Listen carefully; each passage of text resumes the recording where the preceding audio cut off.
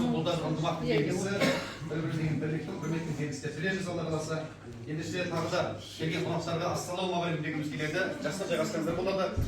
Ендеше бір Аллаға сыйынып, өлеңдерін бұйырып, кереметтей киініп, қас қабағын киініп, таш түйіліп, сүйініп, жақсылыққа сыйынып, жамандықтан тыйылып, ізгі қабақтар әулетті ақтастырғанын сүйіп қалмайын. Ассалаумағалейкум.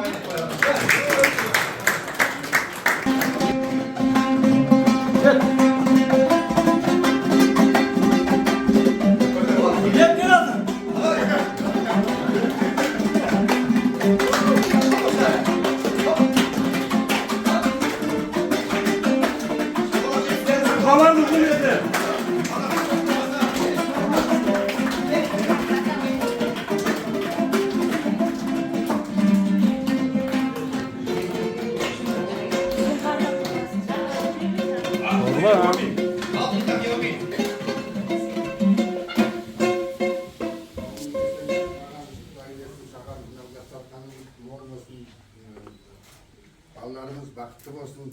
Amin Allah. Amin. Aytkanız gelsin. Sen halat al.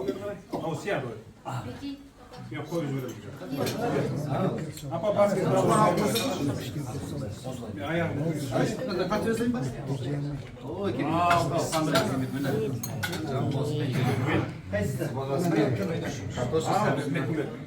Bal, mıncılık bozmayalım.